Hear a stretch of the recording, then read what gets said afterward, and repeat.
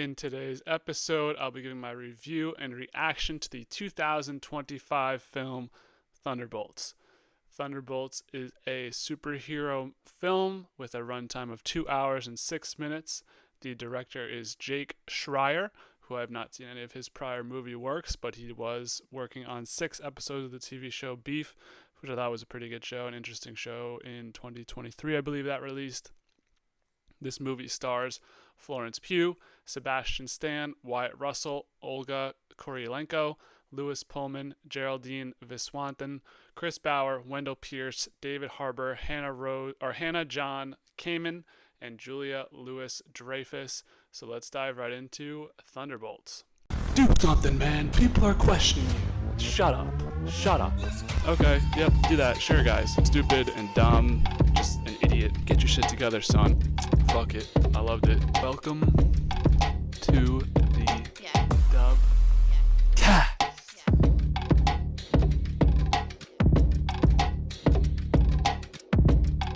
Thunderbolts was a decently intriguing idea. Obviously, you had all this lead up in the Marvel Cinematic Universe through the television shows and the various projects. The Black Widow movie, mostly the Black Widow movie makes up like half the team. Obviously, Bucky's on the team. I'm not sure where Ghost came from, but a lot of different projects leading up to this one with the post-credit scene of Julia Louis Dreyfus as Valentina, making her offer to some of these maligned individuals to start to work for her. So this movie was in the works for a while, and now it finally has come out and here for us to watch. Coming into this movie, there were a lot of higher reviews on the Marvel side of things. Obviously, with Captain America Brave New World, that kind of missed the mark with most people, including myself. If you want to go check out my review for that, it seems like every year there's like one out of 3 or 4 movies they release that ends up being good, especially also with the TV shows. Most of the TV shows have been misses lately, like Secret Invasion, Echo, Daredevil Born Again was pretty good. So I think now they're finally, it seems like post Captain America Brave New World, there's been the news cycle that Kevin Feige is going to stop the BS, and he had too many projects, running around too much, didn't really know what was going on. Now this is one of the first projects where he had time to sit down, make an actual plot, and help the creators come up with their story for this movie. And a lot of people like this movie a lot. I mean, a lot of people, I think this has pretty high reviews on Letterboxd and Rotten Tomatoes. There was a lot of hype coming into this movie for me. Although, what's up with the Marvel cycle and can we not spoil the movies before we go into it? There's press releases calling this the new Avengers, which was a huge spoiler. There's clips everywhere flying around on YouTube Shorts and X, formerly known as Twitter. This same thing happened with the Red Hulk in Captain America Brave New World. That was supposed to be like a gotcha moment, but he is in the Red Hulk in commercials. So I'd appreciate if Marvel, especially for the big Avengers movies, if we could not spoil those right away. Those are going to have to be like must-see first weekend type movies before we dive into it. But overall, I thought this was a pretty strong return to a team-up movie for Marvel. You know, I was a big fan of Guardians of the Galaxy Volume 3, but besides that, it's been rough out there. I mean, you say what you will about the Spider-Man movie, but that was kind of more nostalgia and team-up hype than an actual solid film. So I think this one will hold up well over time. The past, few years of Marvel post Endgame have been pretty rough, so I'm hoping this is a sign of things to come. I did enjoy this movie. The first 2 acts I thought were especially strong. I believe a lot of people out there are in agreement with me that the third act could have used some improvement, and I didn't really like the way this movie ended, but we'll get into that.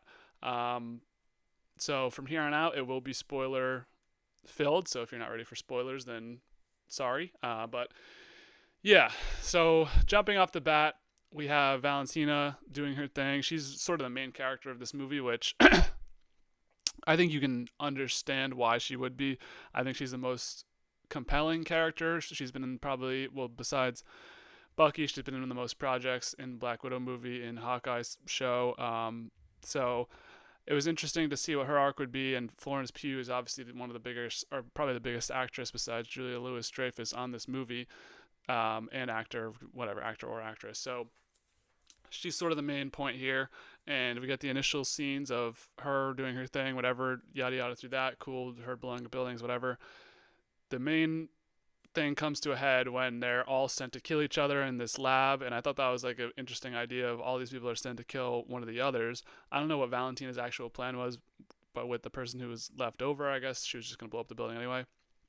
So we get this confrontation between Taskmaster, Elena's character, and John Walker's character, and um, Ghost, who I'm not super familiar with Ghost, as I mentioned before, but that was a cool fight scene for a couple minutes where you have like Yelena's trying to kill Ghost, Ghost is trying to kill Taskmaster, Taskmaster's trying to kill John Walker, John Walker's trying to kill Yelena.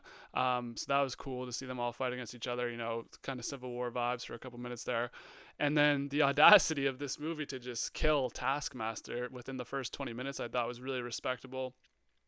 Granted, there's not a lot of other deaths later in the movie, but it seems like they took a chance on it. Taskmaster, I've also, that was majorly spoiled throughout the promotional run of this movie, was Taskmaster being missing from posters, people just assuming she was going to die, and she did die. I openly saw spoilers for that post the movie coming out, which was unfortunate, but it makes sense, granted it was so early into the movie. But Taskmaster's dead just like that. Ghost shoots her in the face and she's dead, which I respect Marvel for taking chances and killing her, like I mentioned before.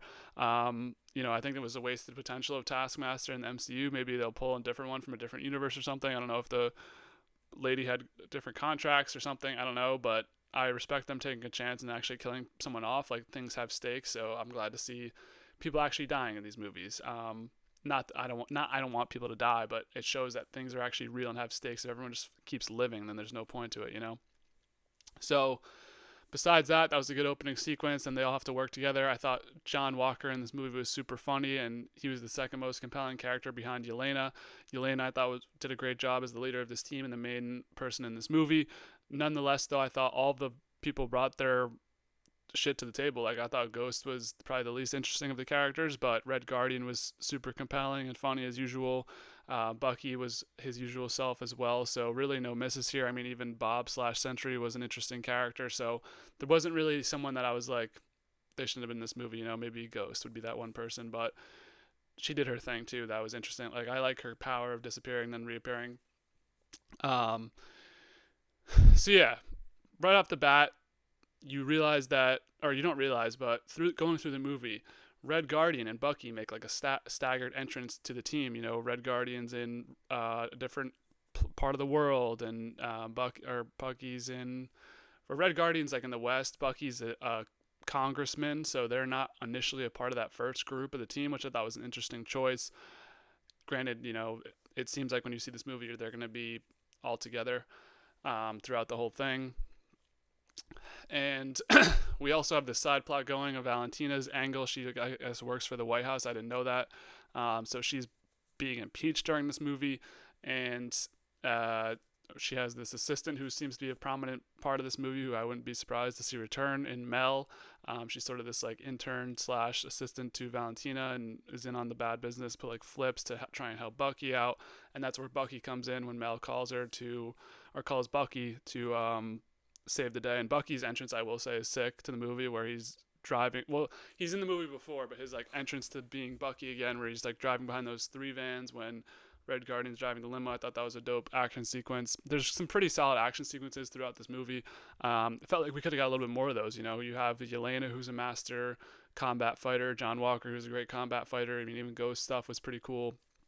There were good fight scenes. Definitely wasn't lacking on the fight scenes.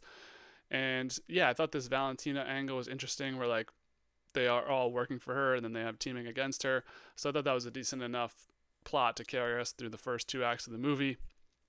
So of course there is Sentry, aka Bob, and he kind of goes down this weird arc of like, I was explaining to a couple of friends last night how the whole Marvel universe came together after Infinity War, and how they stopped Thanos in Endgame, because we were watching the end of Infinity War. And to explain that the rat ran across the freaking van was so funny because I always forget that happened. This was kind of the same thing where I think it was Yelena bumped into a crate and then all of a sudden Sentries just spawned. It's an interesting origin story for Sentry, but him as Bob, this guy who kind of doesn't do anything, he provides comic relief. I think this movie did go for the comic relief angle, and I think it was actually like pretty funny in comparison to the usual MCU like fake BS. I thought that this was decently funny. Maybe a little bit too much of an effort there to try and make it funny, but I thought Bob's character was interesting. He doesn't know where he is, and then his turn to Sentry was pretty interesting, where Valentine is easily able to manipulate him, and then he turns into this all like invincible superhero crazy guy, which I thought was super overpowered. I think we're overpowering a bunch of people here. I mean, you have the woman from Secret Invasion, the girl who played Daenerys is like OP as fuck. Now Sentry's OP as fuck, but they like tone him down because he's just not going to become Sentry again, I guess. But he's able to instantly dismantle all of them, which I liked that he was able to do that because none of them have. I mean, Bucky and John have the super serum, and then Ghost has like invisibility, but she has the immediate weakness of the hearing stuff. So I liked that she was able to that he Sentry was able to dismantle all of them pretty easily because none of them actually have like true, none of them are like god level stuff like Thor, and Sentry is a god level type character. So I did like that aspect and him just dismantling them easily. I didn't like how Valentino was just able to easily manipulate him into doing bad stuff though, especially when they were friends before breaking out of her building. So that was what it was. Then the movie kind of takes a turn for the worse after this. You have Sentry just stand on the top of the city, and because he is beat up by the kill switch, which Mel pulls, he gets up and then he becomes Dark Sentry, and then he just decides he's going to put every single person in New York City into the void, which, they've done a better job of explaining some of the through lines in the movie. But where's my boy Daredevil? Where's my boy Spider-Man? Aren't they in New York City? Maybe we should like have different cities in New York City be, the basis. I know they're all comic book characters, and this all probably aligns with the comics. But did Peter Parker get voided? Did Matt Murdock get voided? These things need to be explained. We're interested in hearing about that. So that's something to keep in mind for sure. Did Wilson Fisk get voided? Sometimes your universe gets a little too big, Marvel. But so basically, Sentry, since he got kill switch, just becomes Dark Sentry, which there wasn't really an explanation for that. And like I mentioned before, this third act is a little bit weak in my opinion. So he just starts voiding people, and then they have no chance because these people are just turned into fucking shadows, and no one can touch this guy. So Yelena just decides to go into the void because fuck it, right? I'm rather die now. I mean, she'd already got blipped. Actually, I don't know. Did Bucky get blipped too? I mean, most of these guys just were in the blip anyway. So she goes into the void and then is like going through the different rooms. Obviously, there's an huge overlaying theme of like depression and not thinking life is worth it, which is sad to watch. Like I was impressed that they actually brought this, big theme into a Marvel type movie. That's one of the things people have been glazing online too. But I think it is worth some sort of glaze. I do appreciate them bringing that sort of raw emotion into these characters who we usually just look at for like cheesy stuff, and fighting. So I do appreciate them, the relationship between Yelena and Red Guardian, the relationship between, Bucky's kind of gone through this his whole life too, and then they kind of do it through Bob too, which was a little bit weaker in my opinion because Bob is just like this random spawned in character. But it was interesting where, Bob touches Yelena, and then we see Yelena have to recruit this girl out to the woods so the Red Room can kill her, and then John Walker's is like him losing his wife because he's wrapped up in his own story and losing his kid. So I did think that those were interesting adds to the movie, and thematically they did fit in with what they were kind of going with the overall overarching theme of the movie. But I just thought the way we ended this was pretty weak, where we're back in like the lab. Essentially, Yelena like talks to Bob, and then they see he obviously has a huge checkered past because they chose him to become the Sentry because of his dark past for some reason, which didn't really make sense. But yeah, Bob has had the rough go of it, and essentially at the end, they're all just going to circle around him and hug him and tell him to stop beating up Dark Sentry because everything else is becoming dark around them. And then that's the way they solve this team up between these, 5 or 6 superheroes. That's how it ends. Thought that was a pretty lame way for it to go out. I don't know how you really beat Sentry, so maybe that's like kind of how you have to do it. As one of my friends who I saw the movie with put it, beat through the power of friendship. Seemed pretty stupid. Left a little bad taste in my mouth. I just thought that ending was kind of weak in the whole third act with Sentry's character. I thought they could have done that better. The voiding stuff was cool though. Just he's just looking on at people and putting a shadow into the world that's just eating people up. So I did think the optics of the void were cool. The idea of the void was cool. I just thought they kind of bungled the ending of the movie in my opinion. So also another thing that I found stupid was they're about to confront Valentina. She's in the middle of a trailer, and then she's like, "Oh, you guys, I'm gonna head out." And she walks to the other side of the trailer. They all walk through, and then it's like she introduces them as the new Avengers. I don't know. And then Yelena's like, "We own you." I get that aspect of it, but them to just like coincidentally walk into the press, I thought was a little bit cheesy and whatever. And them being the new Avengers, are they though? I mean, we still have so many people still around. You have Shang-Chi, you have Doctor Strange, you have Spider-Man, you have, I guess everyone in the world forgot who Spider-Man was, right? You have freaking the new Captain America, the new Falcon, you have all these movies we've watched. We know these people are still out there. I mean, Star-Lord's in America now, like Daredevil. Like, I don't know if these people are truly going to be the new Avengers, but I respect them calling themselves the new Avengers and marketing. I think this movie was kind of a stepping stone to get to where we're going to be in 2026 or 2027 with Avengers Doomsday. Obviously, the media train is hyping up that one right now, and rightfully so. I mean, that's going to be a banger, hopefully. So yeah, that wraps it up. They're the new Avengers under Yelena, and they own Yelena now. So that was cool. Good arcs from most of the characters really here. Besides, I mean, I keep ragging on Ghost, but I just felt like there wasn't a lot of personality there in my opinion. I don't know. They didn't give her that many lines. But I liked this movie. So post-credit scenes, we have to have two because why can't we just walk out of the movie after it ends, right? But the first one we get is Red Guardian trying to get this woman to buy their cereal because they're on the cover of a cereal box now. I thought that one was pretty useless. The second one, they're the new Avengers, which this might have been the longest post-credit scene I've ever seen, where they have these new Avengers, cool, sick Avenger uniforms on, but they are now like Sam Wilson, which it's been teased before that Sam Wilson was going to be the one to get the Avengers back together. He is trademarked Avengers, and he doesn't want them on the team. So it might be like a scenario where you have like Fantastic Four, the old Avengers, and their kind of crew, and then the new Avengers, which is the Thunderbolts. They're all like initially not ready to work with each other, and then they end up working with each other. But they see a spacecraft coming through the air. It's the Fantastic Four ship. So that's pretty cool. I'm excited to see the Fantastic Four. This movie's been hyped up to high hell, but yeah, those are the post-credit scenes. So overall, I'm landing this movie at a 7.5. Thought it was pretty strong for what it was, but the ending I thought was pretty weak. The third act kind of took me out of it, and there were some misses along the way. Not the best Marvel movie, but certainly a lot better than what they've been putting out recently, and yeah, I think this one will have some sort of rewatchability where you'll like go back and see the funny scenes between the characters, kind of give you like Infinity War vibes a little bit. So there was something there for this movie. I did like all the characters. Just thought that third act kind of took me out of it. So I'm landing at a 7.5.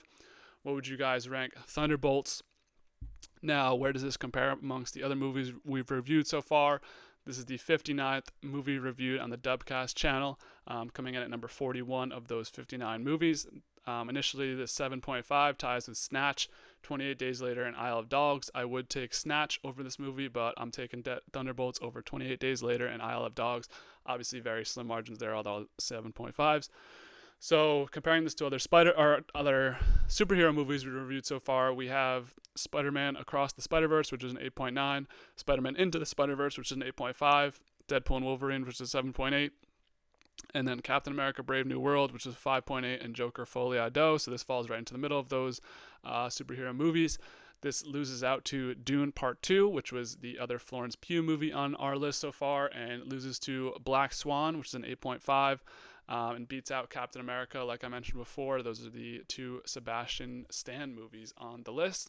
So that's it for Thunderbolts.